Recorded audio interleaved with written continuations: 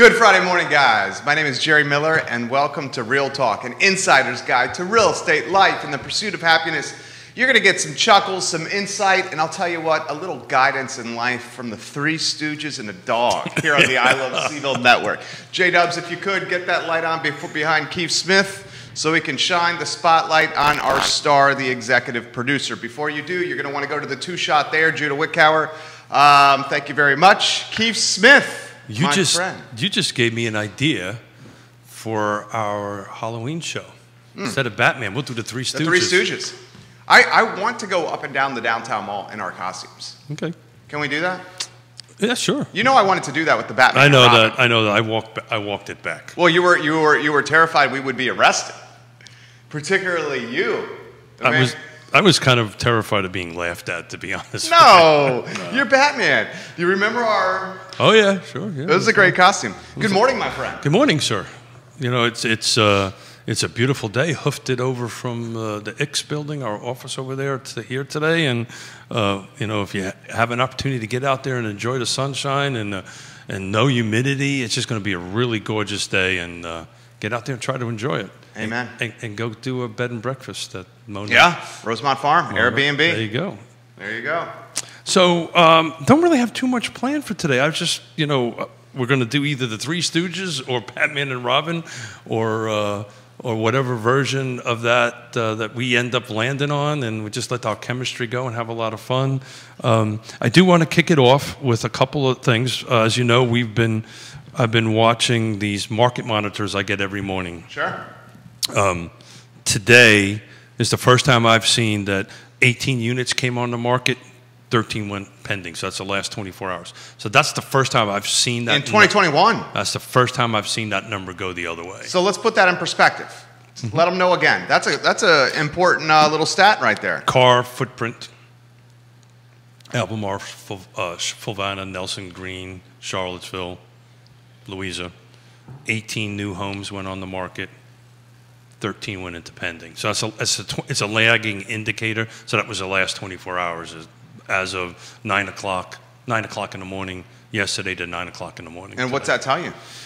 What I'm telling you is the numbers it was always the other way around, right? It was single digits on new, double digits on pending. So I think we're getting to some equilibrium, and I think you're starting to see a little bit of that out in the market. So, you know, I think that's some positive news going that way. I ran the same set of numbers going back 7 days. I'll call it pretty close on par. Last 7 days going backwards, 87 came on the market, 96 went into pending. That's kind of balanced. So that's what I think we're all looking for, is something of a little bit more balanced market. Stabilized. Stabilized. There you go. Yeah. You know, and there's another spreadsheet I gave you because I know you love spreadsheets. I love stats.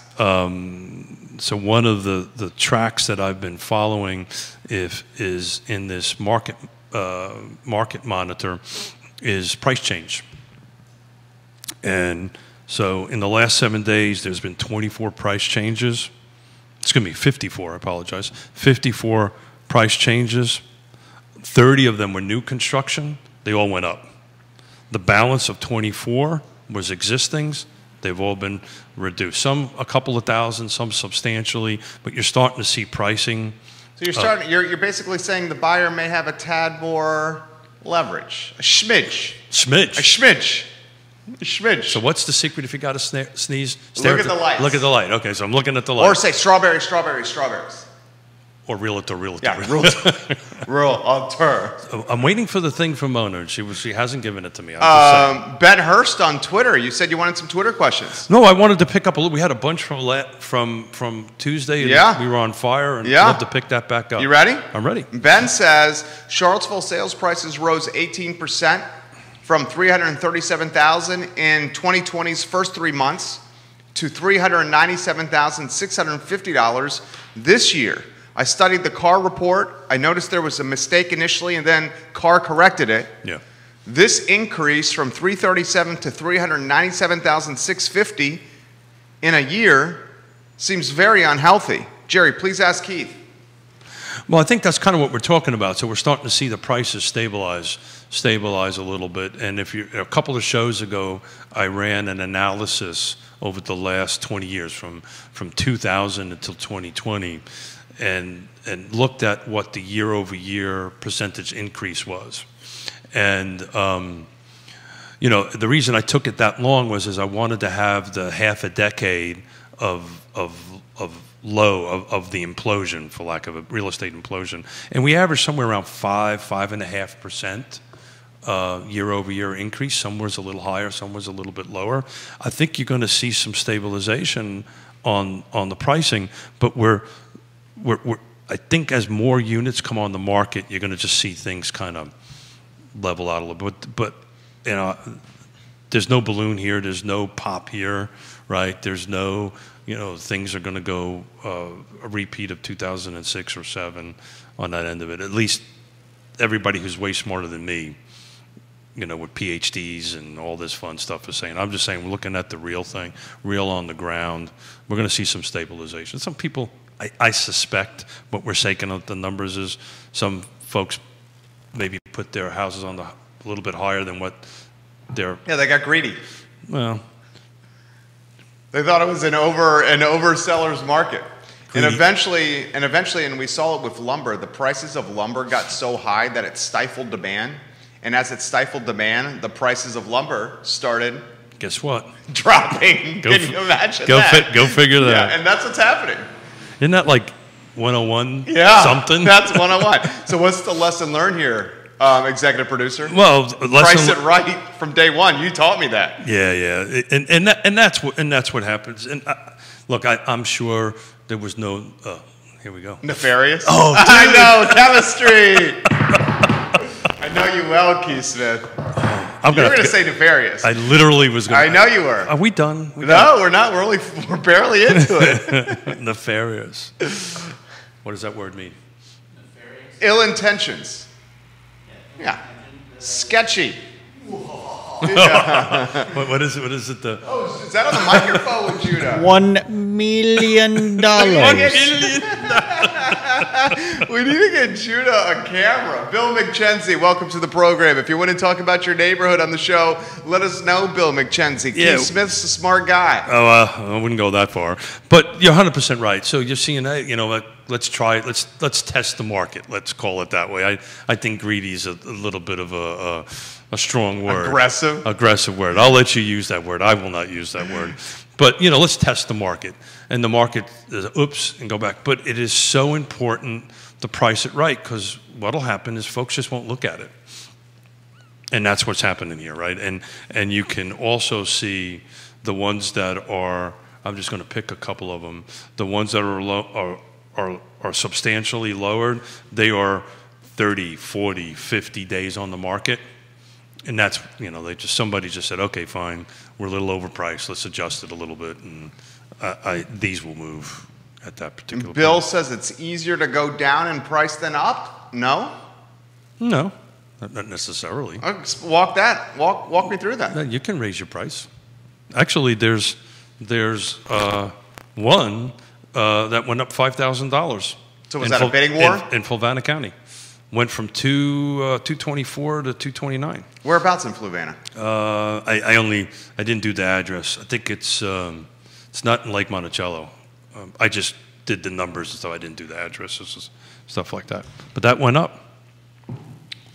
So you feel a little stabilization on the horizon. Yeah, so I think it's across the board.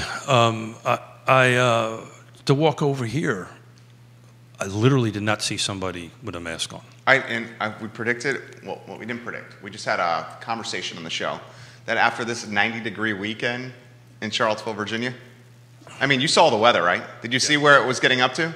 I saw it. I think that's why I'm wearing my linen. Yeah, you had the short sleeve shirt under the very nice Brooks Brothers jacket. Thank you. How do you think it's going to happen after the weekend? After 3 days of 90 degrees. So everybody was doing this. That's how Everybody was doing this. Yeah. Well, because you need it if you have to go in somewhere. Yeah. What's your prediction? I think the weather is the weather, but I think this is the new wristband, right? Or bracelet, I should say. You have a bracelet on. I do have a bracelet on. but I don't know if you're familiar with that, but this is 4Ocean. It's a great little B corporation. They pull, costs you $20. They pull a pound of plastic out of the ocean, and they make a bracelet. That's nice. Yeah. And that's why you're wearing it? That's why I wear it. Got several of them. Take a little bit of plastic out of the ocean.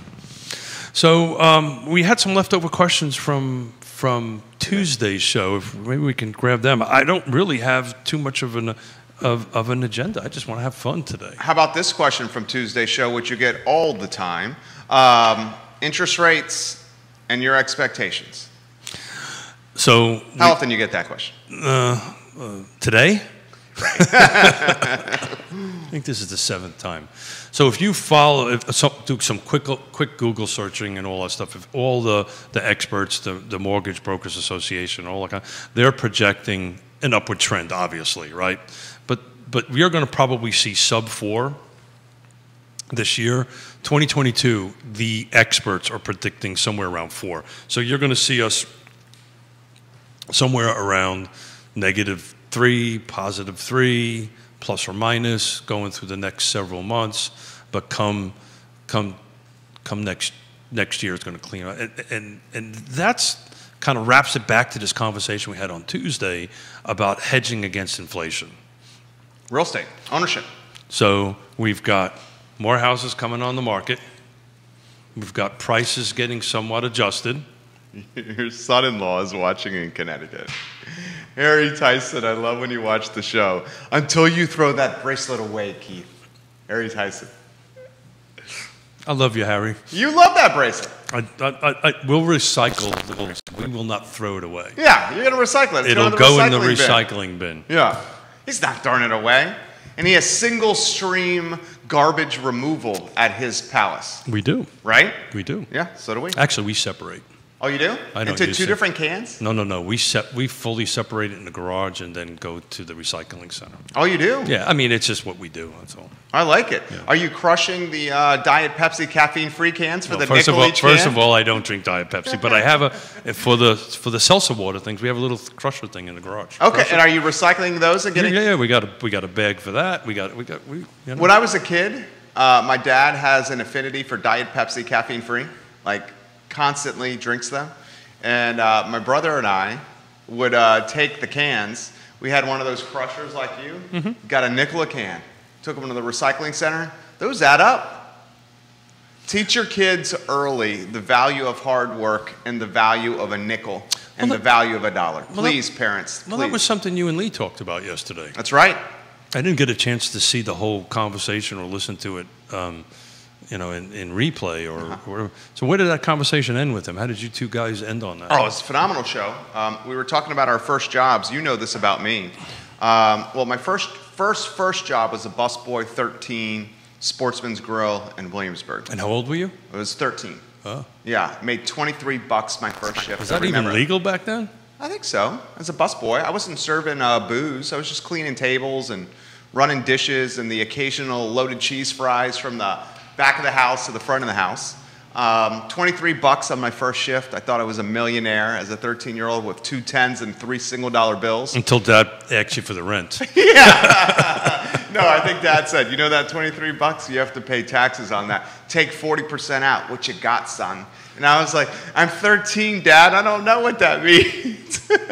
But the second job was knocking on doors in the neighborhood, doing lawn care. I wouldn't cut the grass. I had a handful of 12-year-olds that would push the lawnmower, and I sold the deals. Good for you, and man. How old were you, 13, 14? 13, 14, so $25 a yard. I took $12.50. Yeah. Gave $12.50 to the 12-year-old. 12-year-old didn't want to talk to the customer. They were shy. I had no problem talking to people. Well, first of all, we know that, but 12, 13 is not a huge difference. Well, you and I at 13 had a little more, how would you describe it? Chutzpah. Chutzpah. That's what I was going to say. Chutzpah. Chutzpah. And why don't we continue the Yiddish vocabulary? Well, we won't do that because I would schlep around the neighborhood. Schlep. I use that right. Schlep. What's a schmuck? Yeah, we can continue. No, we're not going to continue with that because if Harry is watching, he'll correct us. I have no doubt Harry Tyson will. In fact, that's one of the things I love when Harry watches the show, that he corrects us frequently. He did that the other day when we said that it was the longest show ever. And he's like, no. You've gone to the 45-minute marker in the 11 o'clock hour, fellas. That's exactly what he said. I listened to you.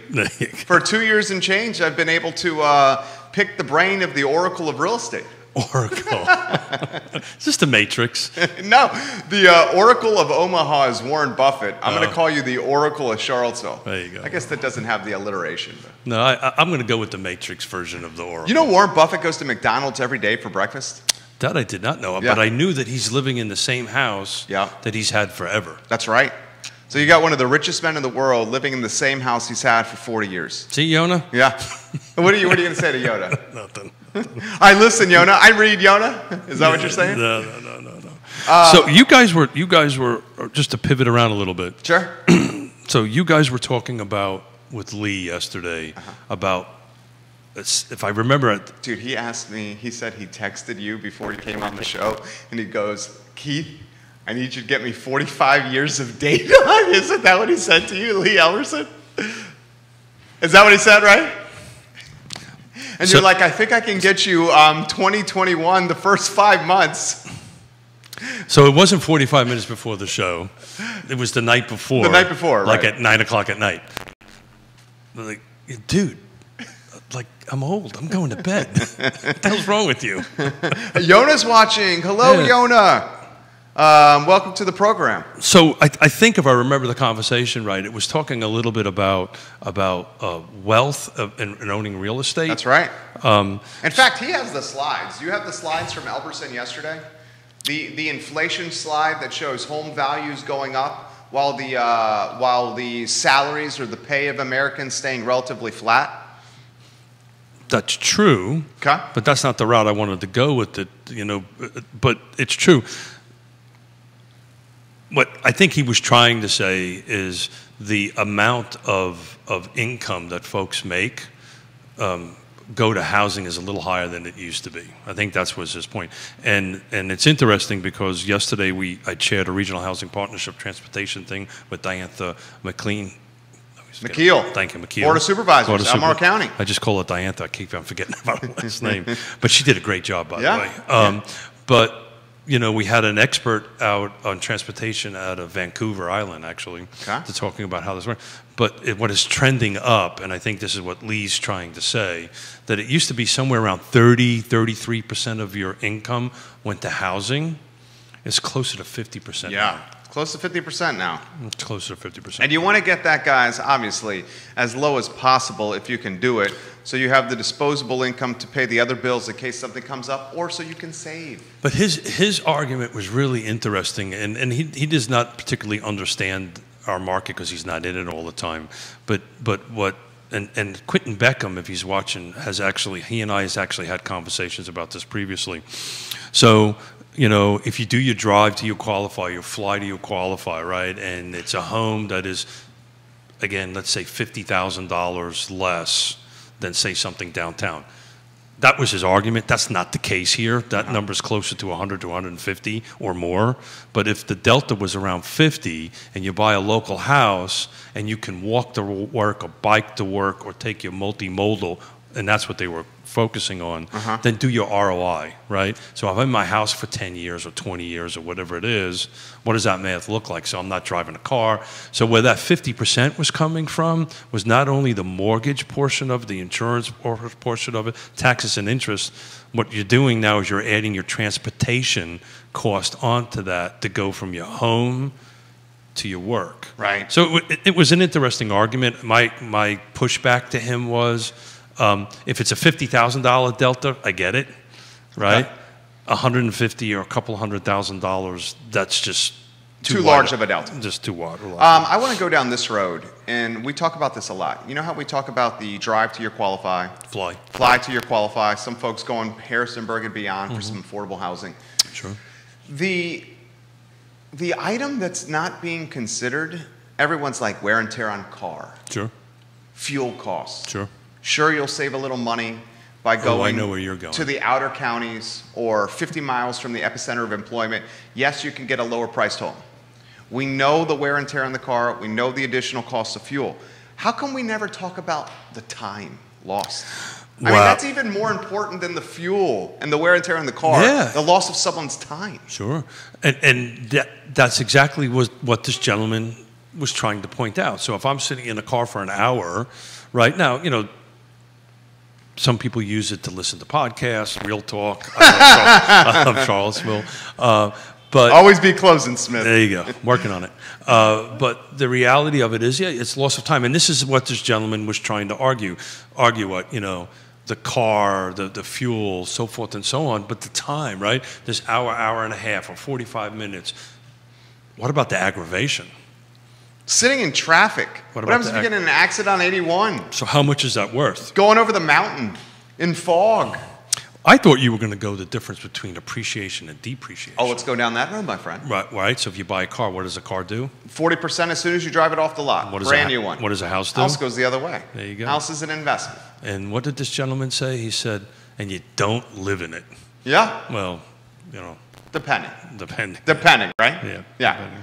So it was an interesting argument. It's just the delta's too wide, right? When it's something manageable and the ROI flushes out, it kind of makes sense. But we can do that. But it's still home ownership, and it has its it's not easy. Owning a home is a lot of work, right? Yeah. Right. And, I mean- and Harry will tell you that, right? Cutting the grass. I got Replacing your roof. Your How'd toilet. you know that? They're replacing a roof? Well, they're working on it. Okay. So we're replacing the roof. All these things. I did not know. Yeah. The chemistry. I literally did not know, Harry. We don't secretly talk about your Yeah, roof. we don't talk about your Harry Tyson, except during the show. When he comments. And we do. Yeah. We're going to Harry Tyson's his son-in-law. He's watching in Connecticut. He's great people. And they all be down for our youngest daughter's wedding in town. So we're going to get him at our fancy new table. He doesn't know this yet. Harry Tyson, you're He doesn't coming on know. the program. We're going to bring him on. Harry Tyson's got a comment. Kelly Jackson, hello. Vanessa Parkhill Kelly Jackson's a rock star. Thank She you. is. Thank you for all she does. Vanessa Parkhill, have more liberal lending practices also allowed for home prices to raise at a higher rate than wages? That's a really interesting question. That's a great question. I 2007, 2008, perhaps. Now, not so much. Well, 2007 and 2008, it was the opposite. Well, leading up to there, you're Got right. it. This is what you're saying. This coffee cup could have gotten a loan For $500,000 before bucks.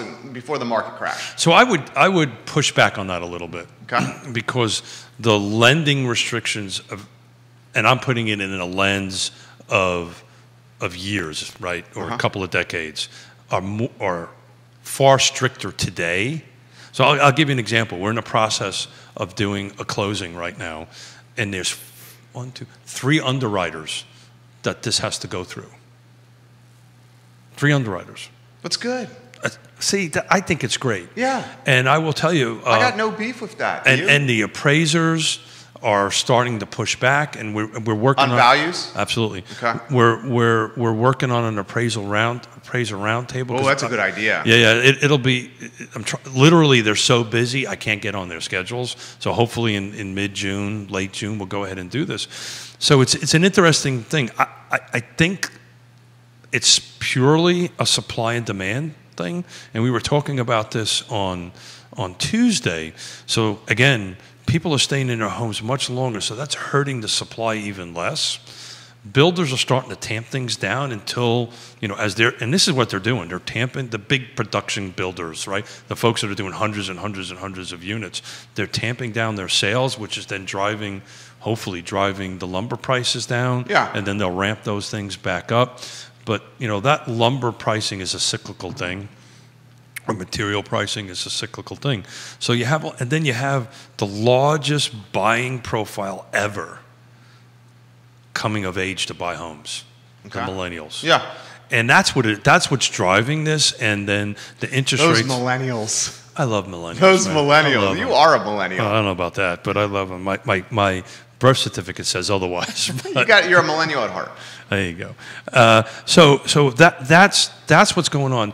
But the lending requirements are stringent now, which is again is a great thing. It's a brain damage, right? Somebody on the side to get a project approved or a loan approved through all this underwriting and so forth and so on to close is a lot of hard work. I say this all the time, and it's a little flippant.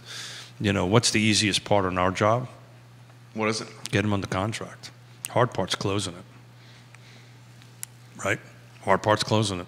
That's, you know, that's when you're putting fires out, and you check that fire out, and so there's multiple underwriters. Underwriter A says he's okay with it. Underwriter B says no, she's not. We need a different variant, and it's just constantly going around and around and around, and then all of a sudden you get an email, we're done, we're going to closing. And that managing clients' expectations through that is hard. I just had to sit down with the client yesterday, literally for 4 hours, and we went through all the stuff and make sure that everybody was doing what they were supposed to be doing. So today we will get the clear, what they call the clear to close. So, can I say this with Vanessa Parkhill? Vanessa Parkhill, I love when you comment on the show. She's a rock star. Yeah, she is.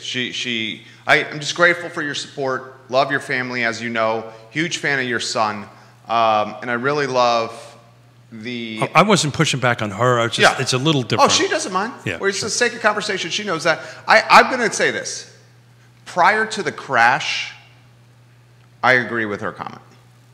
Prior to the crash of 08, 09, in her comment, guys, Vanessa Parkhill is, have more liberal lending practices also allowed for home prices to raise at a higher rate than wages. So prior to the crash, a lot more folks had the opportunity to buy because bankers were throwing money at them. So I think the best thing to ask a question is define liberal, right? So is it are they lowering the credit scores, right? Is that the definition of liberal? I think what she means by liberal is she means relax, not as stringent. No, you know, people not busting balls as much. You know, no, it's quite the opposite. Well, now, but before the crash, it was not the case. Yeah. So look. This is a cookie jar. Yeah. Right? Prior to, so I'm holding a cup, right? A cookie jar. So prior to the cookie jar was full of cookies. Can I tell you? This is your cookie jar analogy. When I was 24 years old. What year was that? I don't know, a while ago. Okay. Rock. Fire. Safety shelter. When I was 24 years old, I bought my first place. The bank, and you have a story about this too. Dude, they were throwing a 5-year arm, 3-year arm, 7-year arm, 30-year fix at a 6 and an 8. I had multiple options, right? Yeah. And I didn't have, I was working at the Daily Progress. I was working at making at that time like 10. Did you have one of those? I had a Pulse. There you go. You were good. Right. You were good. Yeah, but now with the place that I just got, 3 years tax returns. Oh, you're self-employed. Even worse.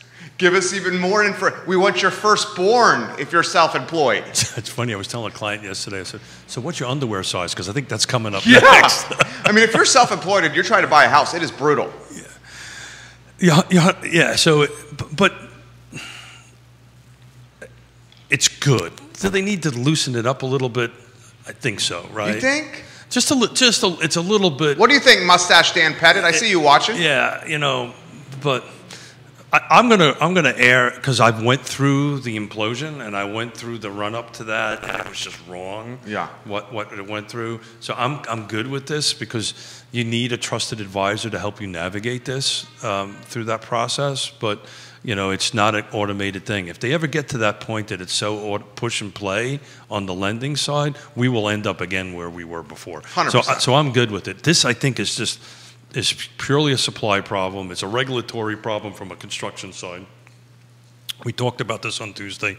Nationwide, roughly 90 grand, 100 grand, somewhere around that is regulatory requirements in a new construction house. So I'm going to do simple math. A $400,000 house, about 100 grand of it is for regulatory. That's shocking to me. Yeah. Now, again, like I said on Tuesday, some of the stuff is much needed, right? Clean water, all this great stuff. Come on, guys, we can shave 10% off of this thing somewhere. At least. Yeah, somewhere, and that's the problem. Once these regulatory things start going into place, it's very difficult to walk them back. So when I am asked, how come we can't afford affordable housing and new construction, I say, well, if you take $100,000 off of it, it's a little cheaper, isn't it? So, just saying. But we'll never get $100,000 off of it. But we should be able to get, 10, 20, 30, $40,000, some amount of money that should come off of that. So here's a comment. This is a good comment. Judah Wickhauer, you'll appreciate this. We were talking about this the other day. Is this Brian Susia? Am I saying your name right, Susia? You guys are talking about inflation. Having a bag of money in the bank account is not going to do you any good. The dollar is losing value every single day thanks to the federal government pumping in trillions of dollars into our economy. Yeah. Instead of having the money in the bank, put it into the market, pay it against your mortgage, or buy an investment property. Great question. Leads to slide number 2, if you don't mind. Well done, Brian. I agree with everything he just said. So this is from... You agree with that, don't you? I do. This is, but I look at it because I'm not only because I'm a real estate guy, but if you look at according to Gallup poll, and I pulled it the other day, and there's a slide that Judah's going to put on. 41% of the folks that was asked that they feel that real estate has a greater value. Real estate has a greater value. Stocks is number 2 at 26%. Well, can I tell you what you're supposed to do there? What am I supposed to do? Okay, you know what you're supposed to do. Anybody that's watching the program, keep the graph up, please. Take your money and spread it across all those categories. Well, that's smart. Diversify. But the point of the graph is, and the point of the comment is that real estate hedges against inflation. Oh, of course. And that's what we were talking about on Tuesday. But we should not marginalize a good cash position for emergencies. No. Well, right? Well, so I was listening to a podcast yesterday. Folks, take what we say like it's the hand, that's why we got to be very careful. So it's another Jewish saying, from my mouth to God's ear. But the reality of it is, I don't understand that saying. So when you say something, God hears it. Oh, understood. Okay. So got it. So, but the reality of it is 100% diversification. But this podcast I was listening to on NPR yesterday, it was very interesting. And it was kind of going along what you and Lee were talking about yesterday, about a recession, about whatever. Well, he thinks there's a recession. Yeah. It was a bull and a bear. Yeah, no, I get it. Yeah. And I'm more in your ballpark than I'm in Lee's ballpark. But I'm going to agree with what you just said. And what this professor was saying, this doctor of economics was saying, is look, always assume there's going to be a recession. So build your cash position, right? So if it's whatever you can afford to go ahead and put into your cash position or diversification on that stuff. Because a recession will come. Is it next year, 2024, 2025, whatever it is? Look, I think what Lee's position was, I can't remember, and Judah probably knows this number. I can't remember how many trillions of dollars are being trillions and trillions of dollars pumped in. Yeah. At some point, that's got to be paid back. Well, in the speculation, that's why why interest rates can't go up anytime soon. Because if you raise interest rates, we're talking mortgage rates. Yeah, well, we're talking the Fed. Short term. Yeah. If the Fed raises interest rates, they're basically saying, White House and government, you're going to have to pay more money to yourself. So, yeah, it's an interesting, thing to talk about because, I just don't see it. I don't see inflation happening. I don't see interest rates going up dramatically. I do see inflation. Yeah, we are in inflation. Yeah, and that's scaring me more. Hell yeah. Than $4 gas scares the hell out of me. Well, it's coming. Yeah. $4 gas scares the hell out of me.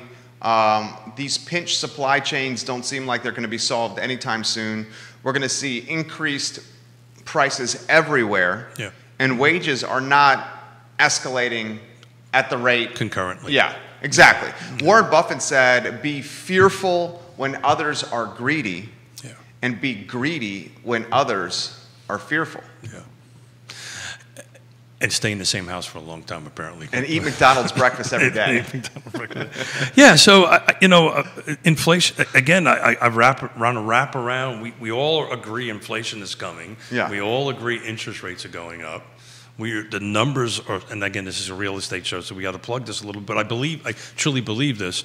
Homes are starting to come on the market. Anemic, right? Mm-hmm. Anemic. Yeah. If I remember the numbers right, 2005, the same, year to date, it was the days on market was somewhere around 40 something days on market, right? We're still down in the 6s and the 7s and the low numbers. That's shocking. So, and that's a number I follow. And of course, we pull out the new construction side of things, right? Because that skews the days on market a little bit. But it's just all these different pieces of the puzzle. If you can get a 30-year mortgage for 3% now, and it's locked in for 30 years, you just beat inflation, big time. Like annihilated it, big time. You're locking in your not over 30 years when you're looking at what historically, what's inflation a year? Oh, 3-4%. Harry would know that. Harry Tyson, historically, inflation Harry every year. We're talking 2, 3, 4 points a year. Yeah, I wouldn't want to throw a number out because I'm pretty sure it's 2, 3, 4 points a year. Yeah. To do that stuff, but it's interesting. I'm going to wrap this a little bit around the land trust. Okay. And a little bit about a sit down that Mustache Dan Pettit says, "Don't be greedy anytime." It's because he's a good man. No, he's a good man. Mustache Dan Pettit's a great man. Good man. Yeah. But yeah, so the land trust, I did a class for 8 potential buyers. These are folks that never thought they'd be able to buy again. We did, what the land trust model is, and when we talk about the land trust model, and you can see the light bulb go on when we talk about appreciation, right? And if you're in the home over a certain number of years and you make 2 extra payments, and I do this whole model for them that, we're going to get you into this home with like zero amount of money because we're going to get you a grant for the down payment, so forth and so on. But you're coming into a home, and if you're in it for this many years, this is how much money, this is the income, this is the net wealth, the generational wealth that you're going to build. Oh yeah, by the way, for rental, if you stay in rental, that generation wealth just stays flat. Well, and on top of that, and I'm on the low end.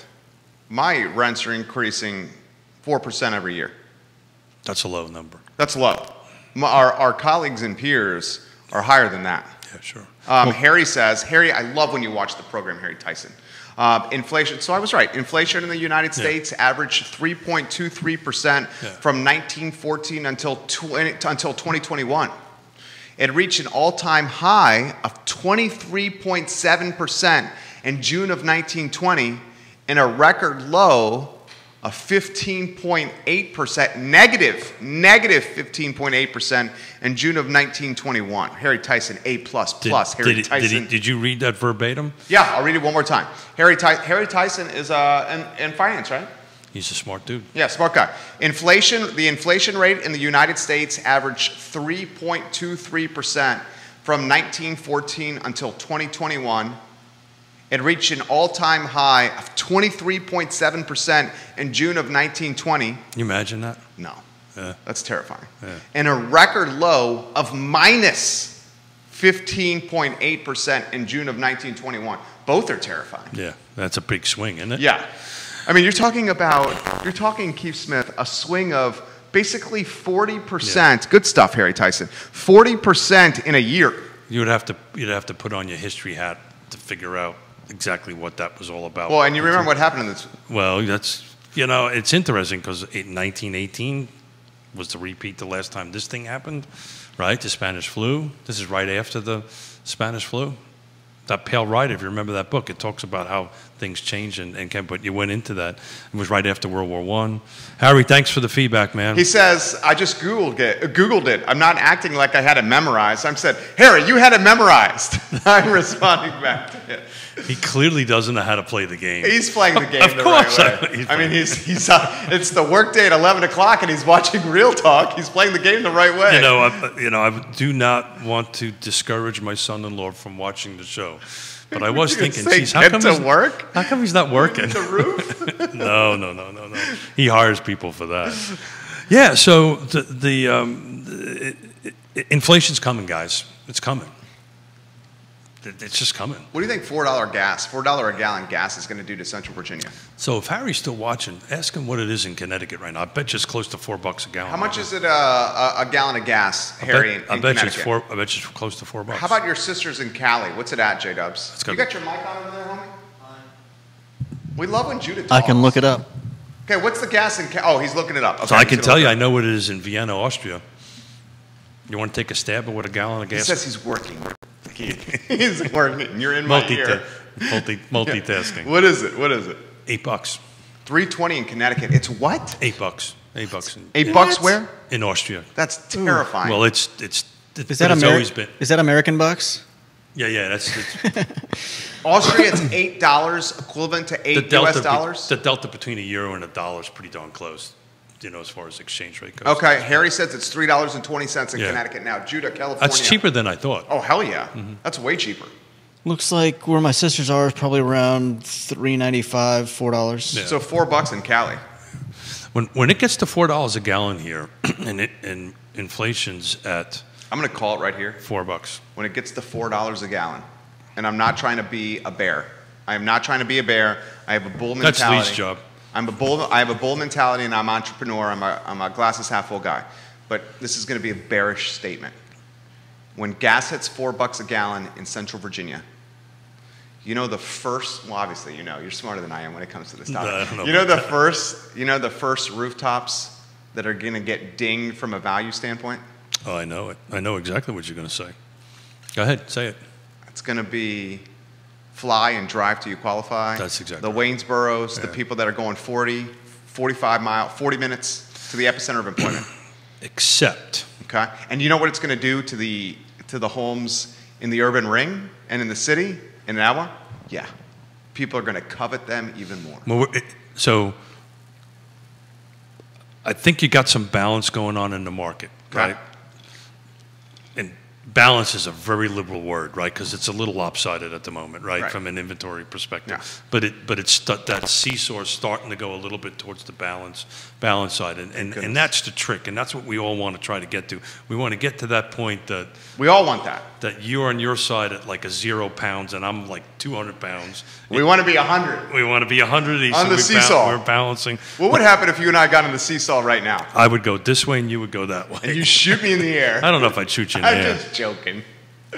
You might. No, it might just happen. I think that's more of a knock on me than you. No. I got to lose a few pounds. But well, with the wedding coming up, you got motivation. Those photos are forever. Yes, dear. So. Sorry, honey. So the Harry, pitch in, will you, man?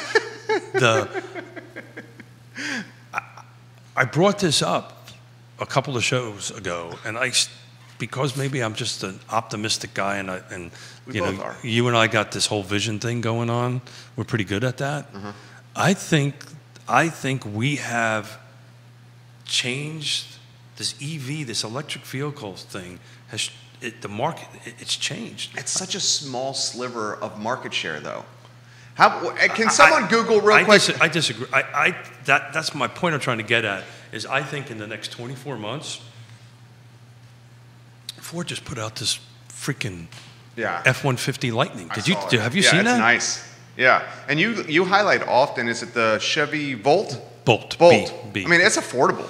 Well, again, they just introduced the F-150 Lightning, but I drive a Tacoma. I'm a pickup guy. Always had a pickup. Always will have a pickup as long as I can afford it. All right, here's a good stat for you.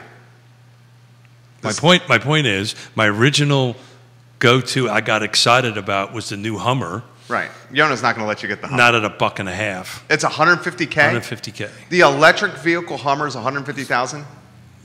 Well, kind of the way I wanted it. That's nauseating. You wanted it tricked out? Yeah. But the F-150 is going to be comparably priced to a normal F-150. And you could tow your boat with that? Yeah, sure, up to 10,000 pounds. There you go. The issue is for how long, right? So the more weight you pull, the more thing. But the point is that they really did it smartly. They left the core part of what works for the F-150 that's made it 45 years, #1 truck on it, and they just changed all the guts and the underside of it. And really the only thing they did differently with the trucks put this special bar light across the top so it looks a little cool. But, you know, it's a 4-door F-150, you know, tows 10,000 pounds. I think they get 300 miles. I'm going to play devil's advocate with you for the sake of a talk show. I'm just trying to sell this to Yonna is what I'm trying to do. She's watching. You're doing a hell of a job. One thing you can do is sell. You know that. A little bit. Yeah. I'm pretty good at that. This is you are a Hall of Famer. Shit, I've been selling Yonna for 35 years. I'm staying with you. Just messing with you. No. I've been selling my wife for 5 years. No. We're as you know, we're going to go away on our... I'm going to miss you. Yeah. And, you know, I'm probably going to get myself into trouble, but I don't think that's ever stopped me before. You know, sometimes, because we work together every day, as you know. Yeah. And we're together 12 hours a day in work. I mean, we're always together 7 days a week. But you guys have a little room for the Holy Spirit during the workday. We do. We do. I don't like you. Go away. That's when that happens. But truly, I know we're deeply in love. I love her with all my heart and soul. She's my better 7/8. I would not know what to do if she was not in my life. That being said, every once in a while, and that kind of happened earlier this week, actually. Every once in a while, you get, I love you, but at the moment, I don't like you. So we go away to do a little reconnection so we can kind of get back to liking each other. This reminds me of... that's the truth. That's the reason we do it. I know. So before Trey was born, our son, Lauren, my wife, she was like an ops director here. Doing a lot of the... I don't know what that is. Doing a lot of the stuff I didn't like. Got it. That she was really good at. You know, you and I are more of the big picture guys. You know, getting the details and the administrators. You know what I'm saying? Okay, so That's the reason I hire people. Yeah, she was in here working alongside us. Yeah. Judah was in the room, and there were some days Judah was like,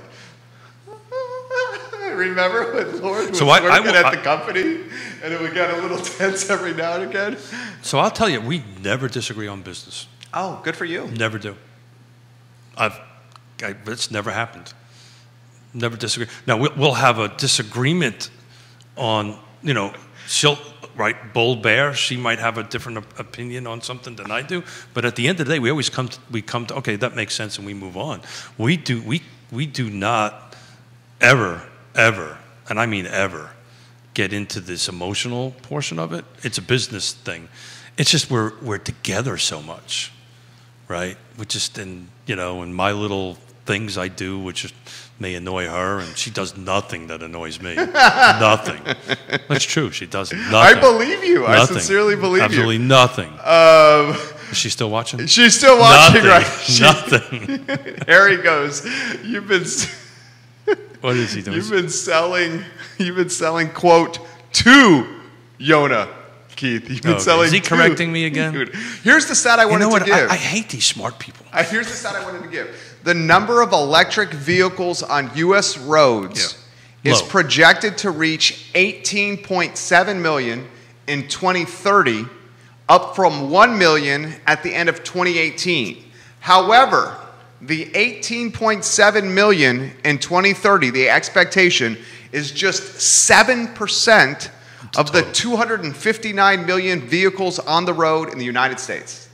So the prediction is, and this is from, what's the... So you remember this little gas thing we had a couple of weeks ago that everybody's now forgotten about? Yeah. Well, did you know they paid... $4 million or something Yeah. like that? Could you, when you heard that, did you just... I couldn't believe it. Look, I think that just got chalked up as cost of business, what they were losing.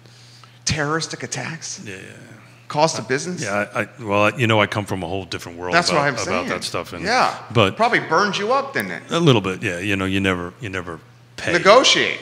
Yeah, but I get the business decision on it. Now, Mustache Dan Pettit says, it's just because she ignores you, Keith. Huh? What did he say? What did he say? What did Dan say? Huh? What? Huh? Nice job, Dan. And you know what? And you gave him props in the beginning of the show. I did. Well, hey, look, here's the reality of it. If my son-in-law and Dan weren't busting my hump, that means they wouldn't like me. Yeah, that's right. So I take it as a form of endearment. We got thick skin. People are loving the rise in fuel cost topic. And they want us to go deeper down the road. Multiple comments here on going deeper on the potential valuation issues $4 a gallon gas could have on housing. Yeah, so I think what will happen is, as you mentioned, I mean, let's face it, the reason mortgage rates are the way they are, the federal government's keeping them that way. Of course. Right? So if gas goes up, I suspect they will kind of keep on doing that. Again, to go to Lee's argument that he was doing yesterday, it's great, but at some point in time, somebody has to pay that. And it's probably not going to be me and you. It might be Trey, and it might be my grandkids. But somebody at some point in time has got to pay that bill. It just comes due. Yeah. Right? I mean, we could just print more cash. Well, that makes then devalues the dollar even more. Remember that 4%? Yeah. Remember that 20-something%? Yeah. That's where we'll end up. Right. Yeah, no. How about I like to believe there's way smarter people controlling things that know that. So $4 a gallon gas, guys. We'll see. When's your prediction that's going to happen? I think the end of this year. If things are tracking the way they are, I think the end of this year. We're up to $3. What was it this morning? $3. It was $3. Got gas this morning. Filled up. What was it during COVID? Oh, that's a great. It was below 3. I know that. Oh, it was way below 3. Yeah, How much do you remember? How much per? But I think to wrap it around real estate, and the comment that you made that on the other side of the mountain would get impacted. It will get impacted. It's just the way it is, right? It's just the market. But the market, the inventory is so low, so the pool of homes is pretty shallow. The pool of buyers are very deep at the moment. So somebody is going to buy those units, right? Somebody is going to make the calculation, okay, if it's an extra $25,000, whatever the amount of money is per month, they'll have the capital to do it, and they'll just do it, right? And eventually gas is either going to come down or go up or go whatever. But I really think, and maybe it's because I'm trying to sell Mrs. Smith into letting me buy a new F-150 electric pickup truck, Lightning. I mean, come on, Lightning. I mean, Yes Team Realtors is doing really well. Yeah. Yes Realty Partners is doing really, really well. Ooh, I got it. Ooh, Lightning. I like it. Ooh, hey, the marketing guy, you got it. Yeah. I love it. But the reality of it is I think you're going to see that start upticking. I really do. You're going to start seeing it. I think, if you take a look at if you watch the video on the reveal that Ford did for the F-150, I don't know if you've done it or not, but do it. They just didn't reveal the F-150. They are building an electric E-150 van or whatever van it is. So they are building vans that are electric for the service industry. So when, Amazon's delivering it, they're going to be using EVs, right? Now, there's a whole bunch of environmental questions that I have about that. What do you do with the batteries when they're done? And, oh, by the way, how do you produce electricity, right, is important on that. On our end of it, we're going to put some solar on our house and just use that to charge the car. But, yeah, I am hook, line, and sinker on EVs. Probably next year we're going to do it. Christopher Sherling says, Jerry and Keith, during COVID, gas was $1.81 and change in our area. I filled up my tank yesterday and it was over $3. We're talking $1.20 plus increase in less than a year. Oh, yeah. I'm telling you. Thank you, Christopher. Thany Christopher. $4 end of the year. This is an interesting comment, and this is coming from Steven, I'm not going to try your last name here. But that's why you want to buy a house to hedge against inflation, right? So you can buy a house because the gas is going to go up, rent's going to go up. Put your money in an index fund too. Index fund. Yeah. Think about an S&P fund. I do not give financial advice. ETFs, guys. That's another way to hedge. They should. What show does that on your network? Today y mañana. Yeah, ETFs. Those are experts. This one right here. Well, I mean, let's cut to the chase. If you put your money in an index fund, you got a strong track record of proof of performance. So that's going to hedge against inflation. This is from Steven. He says the Ford F-150 has a starting price of just under $40K. And then when you kick in the $750 tax credit until that goes away, it makes it very attractive. Bill, I was paying $3 a gallon for my truck, but that was premium non-ethanol. Harry, it was below $2 in a few places over here in Connecticut for a bit, but oil went upside down for a little bit. There were a lot of factors involved in that. Absolutely. I mean, during COVID, a barrel of oil, the oil companies were paying you to get it off their hands. Yeah, but nobody was driving. Yeah, that's why. They had too much supply. They didn't know what to do with it. Yeah, it's just going to go up, guys. You're going to see fuel go up, inflation go up. Again, real estate show. Interest is as low as it can be. Inventory's creeping up.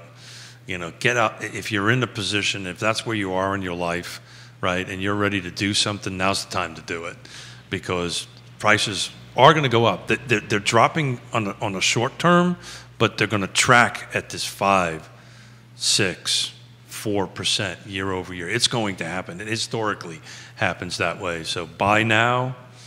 Get your mortgage payment set for 30 years. Your appreciation is going to happen.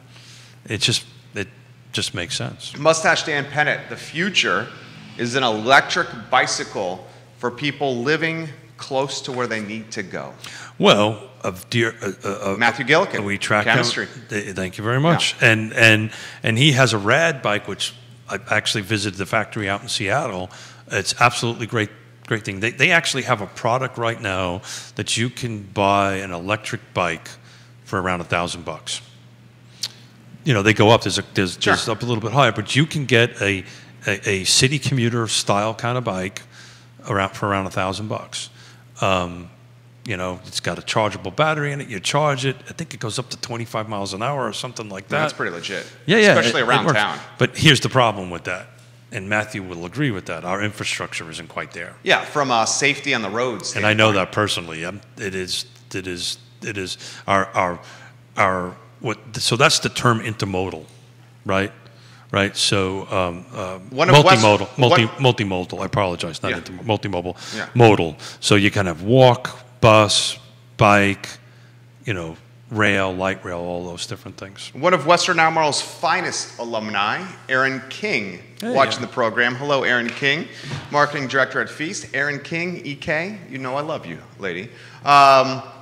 Curious to see what you think. And Nina is asking this question. Is it Nina Hudson? Yes, it is. So, Keith, do you think the final 6 months of the year will be another spring market? So that's great that we actually have a slide that covers that. Thank you, Nina. Thank you, Nina. So not only will that I think that, so that would be slide 8, Judah. Okay. This is per NAR and Mortgage Brokers Institute. 43% of all the professional economists that they surveyed, the second half of this year will be 43% of the economists say that we'll be growing up. Excuse me, I apologize. It'll increase 43% this year. Thank you, Judah, for doing that. Keep that up for a minute. Next year, it'll drop down to 26. So it'll start going down there, but we're looking at the second half of 2021 to increase. So the short answer of the question is, not only do I think it will, and the numbers are proving it, right? It's starting to creep up. We're going to have a strong inventory year, but then I think it's going to kind of slow down a little bit. And that reason that's going to slow down, we're going to be over 4%. Of mortgage rate at that point in 2022. So this question's coming in via Instagram. So do you expect, if more inventory is coming on the market, that we're going to have a more relaxed market? Of course. Yeah, so I think relax is we're referring to multiple offers, right? That's what. That insanity. Yes, obviously, as inventory goes up, and we get more to this balanced seesaw, right? I get closer to your weight and we end up being balanced, I think you're going to see that. But just go back to this DOM thing, right? We're still at 6 days on market versus 40-something in the highest market of 2005, right? So this seesaw has quite a way to go to do that. So instead of maybe competing against 14 offers, it's 3 or 4. It's going to be a little bit of time before that gets into that balance. I mean, you've kind of predicted this. Your prediction's been this is going to be years. Yeah. Isn't that what your prediction? It's not even me. Yeah. It's everybody else. Yeah. But and we've made our own bed. Yeah. This inventory crunch isn't going to go anywhere unless we wake up tomorrow morning and mortgage rates go from 3% to 6%. But that won't do that. That would crash the American economy. Yeah. Well, as we know, it's in the state of Virginia, the second largest GDP of revenue. The real estate ecosystem. That's exactly We right. learned that from the good doctor. The good doctor, Lisa Sturtevant. You tagged her in a comment. Is she going to come on the show? When you I tagged her. She didn't reply. But, okay. But we'll get a phone call later on today before I head out of town. We're a big fan of Lisa Sturtevant. We are. So we got to let folks know what's going to happen with the next 4 Real Talks. Yeah, so we've got a couple of guest hosts coming up as Mrs. Smith and I take a little time off on a little vacation, do some traveling, and we've got Greg Slater coming in on the Love Greg Slater next Tuesday. He's going to talk what he's good at many things, but he's really good at new construction. So we were going to. Does he have a guest? He said he's working on a couple of roundtable stuff. So Very nice. So we're going to do that, and then Quentin Beckham, the QB, is going to fill out the rest 3, and he has a whole litany of fun coming out. Everything from like a guest talk show, quiz show. I have no idea, but I'll be watching it from afar, and it's going to be a lot of fun. What time is it going to be where you're at? We're on the same. Oh, same time frame? Yeah, we're on the same. Yeah, and good internet connection? Time will tell. Are you trying to get me to call in? No, I'm curious. No. We actually got fiber internet where we stay. You do? Oh, yeah, sure. So 2 weeks to recharge and to come back? Recharge, do a little business planning. To be honest with you, it's a remote work thing is what we're doing. We're going to be working for half a day and then hanging out for a half a day. That's awesome. You've earned it. Well, I don't know about that. Yonna's earned it. Yonna's earned it. I carry the bags. No, so you I just carry them back. don't. I carry the bags. Makes me run around. You should let them know you just got clearance on this trip. I just literally just got clearance. Just got clearance. That's great. Well, we're going out of the country, so that's the reason I needed clearance. How do you feel? You feel comfortable, right? Oh yeah, sure. Yeah, me too. Yeah. My risk, our appetite for risk is maybe different than most. That's folks. because you were behind the Iron Curtain. Yeah, we lived in parts of the world that Yeah. just a little. Look, use your head, be smart. It's like if you wander around certain neighborhoods in New York, you just got to use your head. That's all. And you grew up there. Grew up there, yeah. My friend, I'm going to miss you. Yeah. I don't want this to end. I'm trying to figure out a way to make this thing go on longer so we can tell. Lee Elverson, that we got the record? Yeah. No. Lee, he got the record. He texted me and said his phone's been blowing up. Cool. From the show. Yeah. Oh yeah. You guys going to do a regular show? You think? I mean, who's gonna?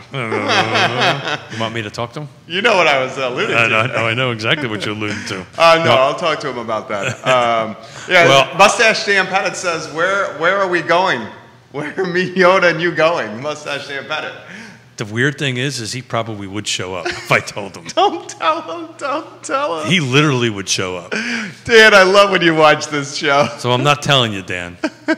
He'd show up with his tennis racket. I haven't even told you where we're going. Nobody knows where we're going. No, I'm only kidding. You told me. Yeah. No, Dan, I will not tell you because you will show up, and then I'll have to buy you food, have to buy you drinks. It'll be horrible. A tennis session. Bad ROI. Dude's got a great stroke from the baseline. That'll be a bad ROI. That would be a bad ROI. Bad ROI. You on vacay with Mustache Dan Pettit for 2 weeks. So there's a story about that, not Dan. So Yonna, I don't know if you know this or not, but Yonna married me 3 times. Oh, I did not know that. Yeah, so we had I know you asked her, you proposed to her while on the phone as a Ruski was listening to, right? To be exact, it was a Bulgarian. Oh, Bulgarian. Tell us that story. That's a good story. Yeah. So it took me 6 weeks. So our youngest daughter asked me, "Hi, Daddy, how did you ask Mommy to marry?" I said, I called her on the phone, and she goes, "Well, that's like super unromantic." And I went, "Yeah, no, time out. I was in Canada wrapping up my last 6 or 9 months. Yonna was behind the Iron Curtain at the Austrian Embassy in Bulgaria. It took me 6 weeks to arrange a phone call. I had to navigate our embassy system, the Austrian embassy, by this Soviet phone system. And when I finally got her on the phone to do this, you can literally hear the guy smoking a cigarette. You can actually hear them. And then when she said yes, he went, "Congratulations," click, and hung the phone. Yeah, sure. And then you married her 3 times. Tell us that story. Yeah, so we got married in Ottawa, Canada, May 26, 1986. Okay. I was rotating out, it was a justice of the peace kind of thing, and got married. We didn't have the money to do anything. We just got married. We only knew each other for 3 months, by the way, before we got married. So then we get married. We have our youngest daughter, Yasmina, who's Harry's better 7/8, and we got to work. We came down here and started working. We opened up businesses and so money starts coming in. So we renewed our vows for our 10th wedding anniversary, and we actually had so we call it back home like a football wedding. I hired the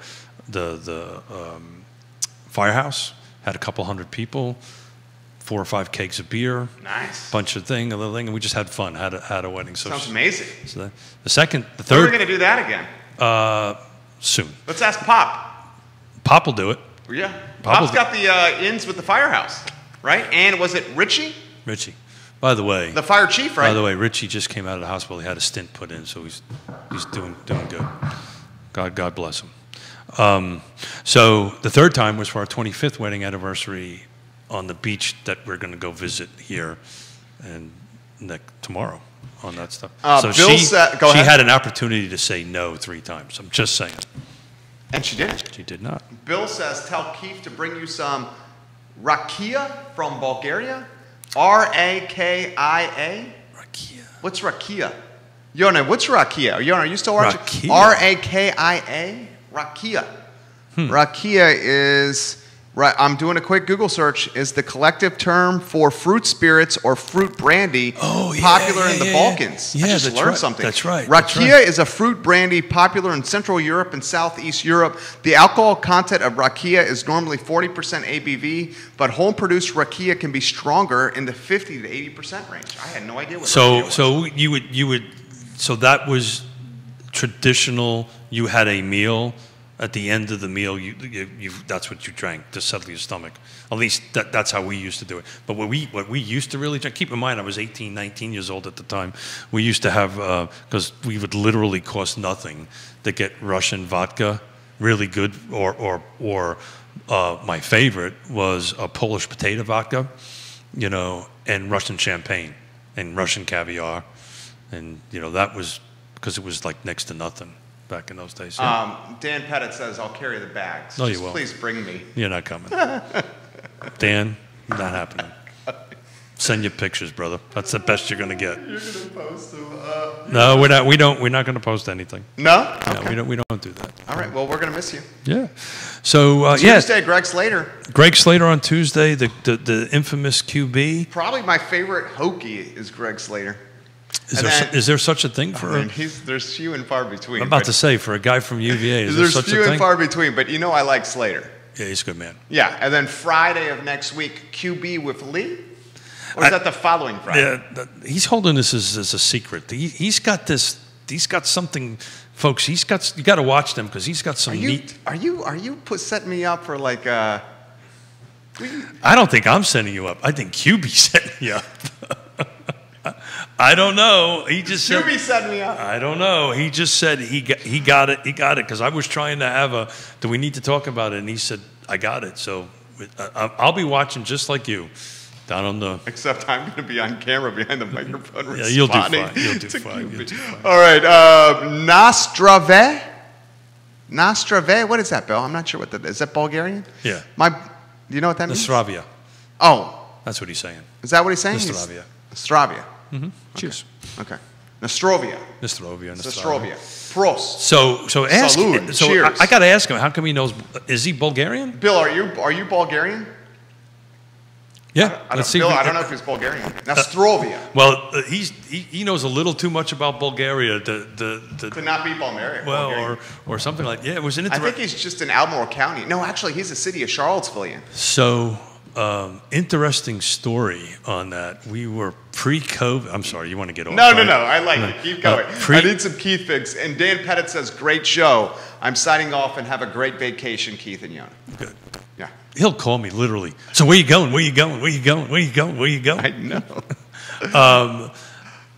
True story. Pre-COVID, having dinner at one of our favorite restaurants, and the waitress had a very similar accent. That we understood the accent. We said, "Are you from Bulgaria by any chance?" Turns out that she was from Sofia, Bulgaria.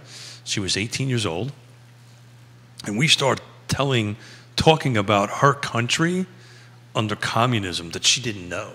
She had no reference of understanding that because she didn't live it. Of course.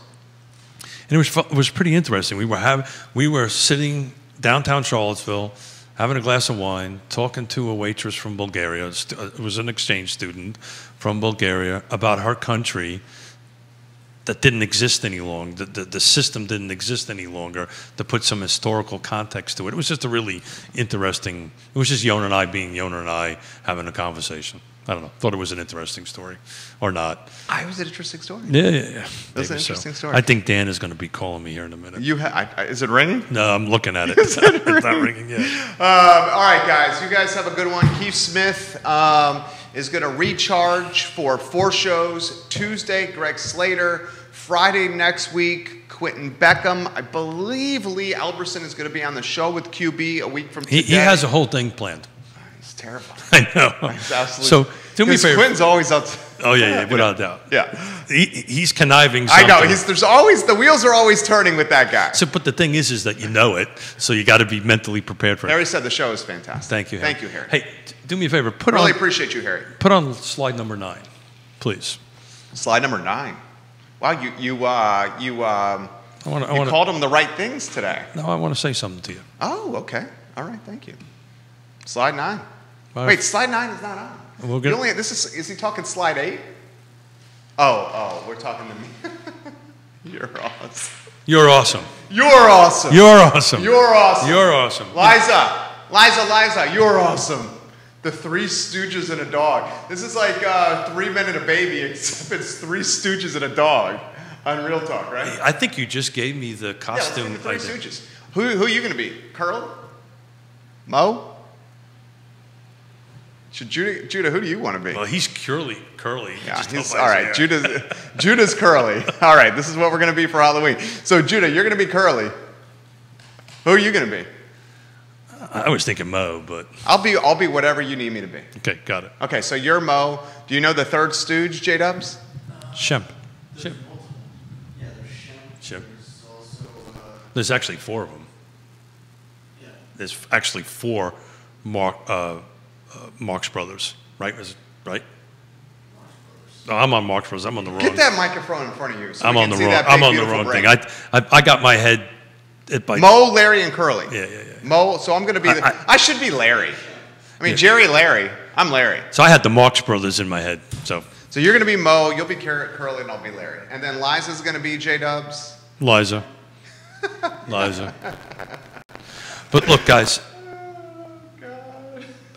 I was coming in before I told you I was a little jealous about something coming in, but I wanted to do the You're Awesome. This is show 167. That's amazing. 2.5 years, almost 2.5 years. It's been so fun. We spend hours together. Mm-hmm. I'm going to miss it. I really am going to miss it the next 2 weeks. I say this all the time to my wife. My favorite part of my day is hanging out with her and Trey.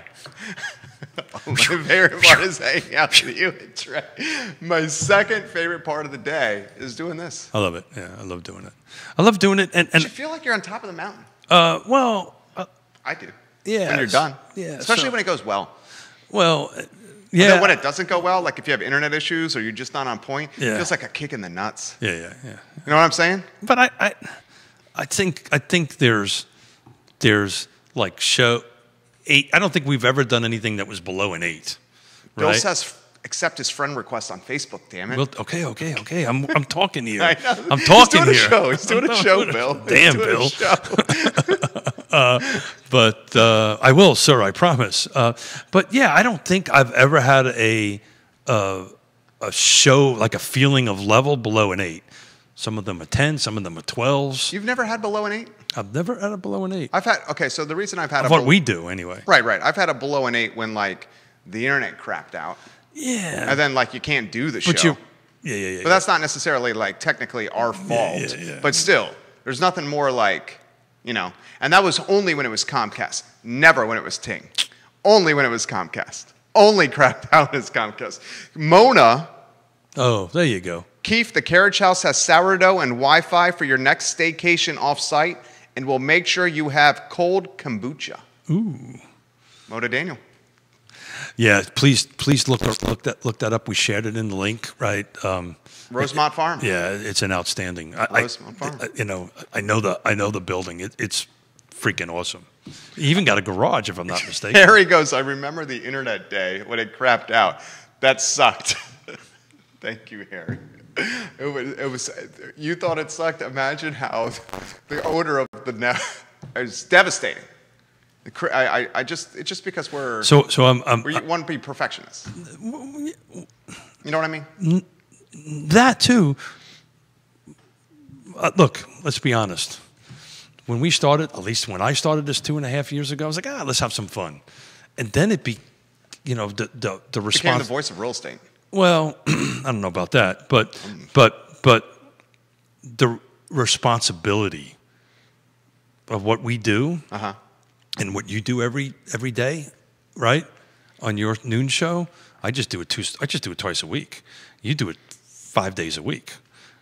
The responsibility to get it right, and the responsibility to make sure that you're providing accurate information and at a fun, engaging, in an entertaining way, but still being informative. But it's a lot of challenge. And I'm not saying this just to. It's hard. It's a lot of work, guys. You just have to do, like, honestly, what it comes down to is you have to read everything.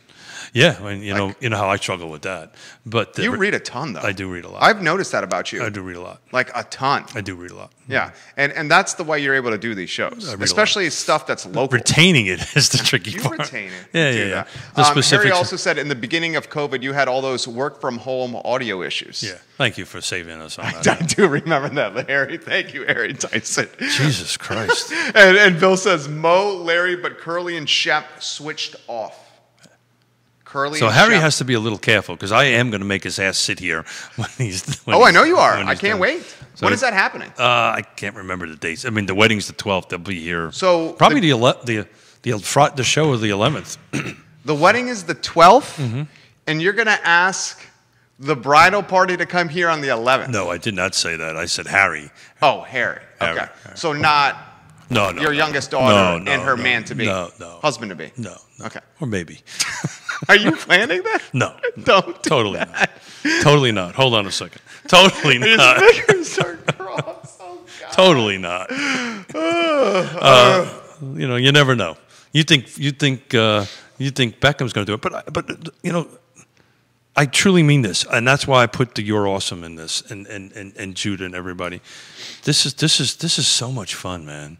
I agree. And and Harry will know this. I can't write worth a damn, right? But I can do this. You're speaking to Siri pretty well. Oh no, Siri does not understand. Siri doesn't understand. So who do you got? I just realized. I know we got it. I got Chef Jabari Wallington to talk about how inflation is going to impact menu prices in Charlottesville. Ooh. He is the executive chef and does the menu pricing for the DoubleTree Hilton. And they're in a unique position because they have a little bit purchasing power and economies of scale. Sure. But he's also been the executive chef at Farm Bell Kitchen on West Main. Yeah, sure. And Restoration in Old Trail. So Chef Jabari is going to come and say, here's the perspective from a kitchen that has economies of scale and purchasing power, and here's the perspective from pricing from a one-unit mom and pop locally owned. Yeah. And we're going to compare and contrast how inflation and supply chain pressure is going to put even more pressure on the one-unit mom and pop. So I was just looking at what my schedule was the rest of the day. I'd really want to listen to that. That's gonna be a good show. He's got the numbers. He's got everything. Good for It you. should be a good show. Good for you. So he said we figured it out, and we recovered nicely. Who's that? Harry did. Yeah. Thank you, He's sir. trying to whizzle out of it. He's trying to. Yeah. We're going to have a lot of fun when he's here on the 12th. I can't wait. Evidently, I've been told that we may have clippers and a razor when he's here. Who told you that? Not me. I just made that up. That's not true. Oh, Jesus. Judah, Keith, Jerry, Real Talk, presented by Yes Realty Partners, Yes Team Realtors, and Intrastate Pest and Service Companies. Yes Realty Partners and Yes Team Realtors are trusted names in the game. If you want to navigate one of the most difficult decisions of your life, Keith and Yonna Smith and our Yes team. Realty Partners will go to the wall for you. We're working remotely, folks. That's all we're doing. It will go for the wall for you. Judah, thank you. Keith, you have a good trip. Yeah, man. I'm looking forward to it. We will see you in approximately So 43 minutes. We're trying to. I'm trying to grow this You're- up. So I think For you to get the record, we would have to go past 12:30 start. Okay, yeah. Yeah. No. We'd have to get, Well, the record of Real Talk. I think the. oh, the record. You have the record of real. No, he said it was 45. I don't. Harry never really. I think it's 45, and that would give us another 4 minutes. But I'm not going to do that to you. I'm not going to do that to Jude, I'm really not going to do it to Liza. But thanks, guys. Really, Yeah, our pleasure. Thank you for everything, man. Thank you. You guys have a good one. We'll see you soon on the I Love CVille show. Take care. So I got to do a friend request before I get into trouble. Bill.